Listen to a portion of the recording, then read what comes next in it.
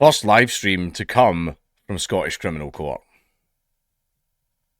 Criminal trials might get live streamed. Now, an appeal in a trial that has been postponed 3 times will be the first to be live streamed under a new service from the Scottish courts.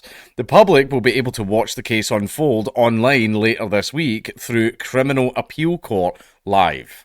The case involves an unnamed woman accused of several offences against 2 children. Oh, okay, this took a dark turn. It's the first time a Scottish criminal court has used a regular live streaming service following a similar scheme involving several cases introduced at the Court of Session 2 years ago. I don't know, I hope it's on Kick. I hope it's on Kick, you know, they're not going to get banned or anything for that on Kick. You can say things on Kick. And I've got a feeling that some things are going to be said during that trial. But anyway, the trials were scheduled in November 2023, September 2024, and June 2025. But on every occasion, they were adjourned because of insufficient court capacity. The women's lawyers are challenging a sheriff's decision to give prosecutors until October to bring the case to trial.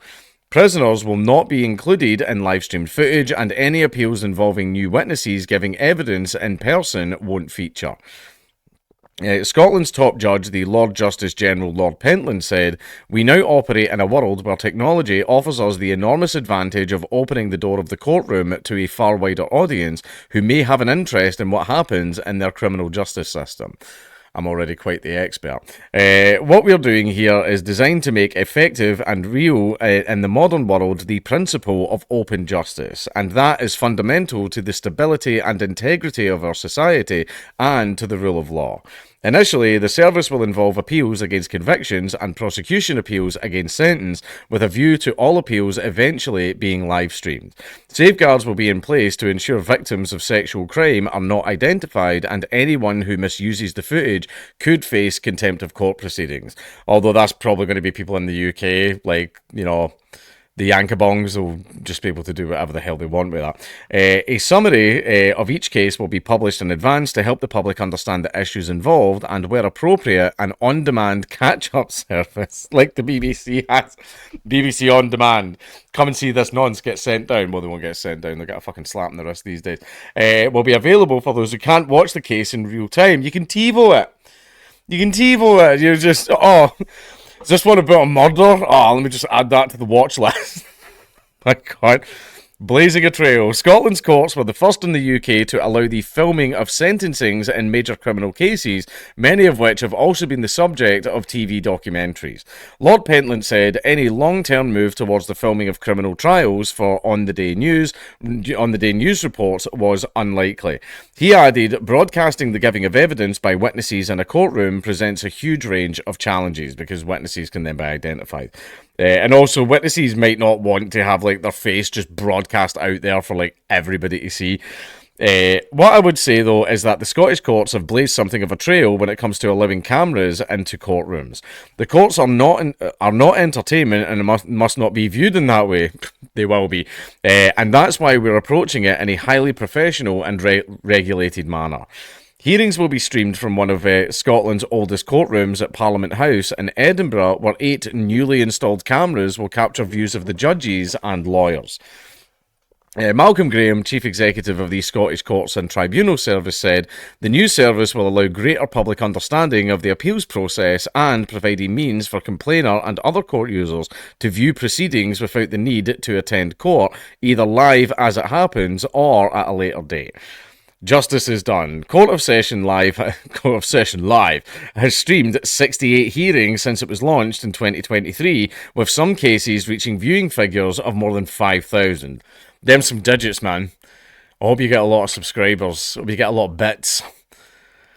Imagine just as the judge is about to like read out the sentence, you hear the little didn't fucking bit noise. Defence lawyer Tony Lenihan KC, Vice Dean of the Faculty of Advocates, said, "We're very much in favour of this. The courts are administered on behalf of the public, and it's important the public are able to see how justice is done. We already have the televising of some of the big murder trials. It's not always pleasant to be performing in court and thinking that you're being televised at the same time, but the reality is people need to see how their justice system is operating, and this is an important way of doing it." Which I do agree with, because a lot of dodgy stuff happens in those courtrooms. courtrooms. And if you get people at home that can actually see how prosecutors fucking act, I think that'll be a really good thing. Details of cases to be live streamed can be found on the Criminal Appeal Court live page on the Scottish Court Service website. Now, sadly, I never got to go to appeal court because basically they did a bunch of illegal shit. And made sure I couldn't get my appeal. But I think this would be good, and I wish this was around when I was in court. I really wish this was around. So I could sit there, how do you play, Your Honour? Just give me a second just to pound through these super chats. Thank you, I Love Hitler 1488 for the $5 donation. Yes, I agree. It's like, the judge just starts seething and stuff like that. Just mute him. Like, mods, kick judge. Mods, mute judge. Mods, ban jury. Like, I think it's okay, jokes aside, I think this is a good thing, right? I want that every person to be able to see what actually goes on in Scottish courts and sees all the devious stuff that prosecutors and stuff like that do. And also, so people are able to get the full details of cases, because there's so many things that are in the newspapers, right? Where the newspapers obviously have a message that they want to get across to you. But if you can actually just watch the trial yourself, you're actually able to get all of the information and not just the snippets that the journalists take out of it. So overall, it helps us keep an eye on them. So I think it's a good idea.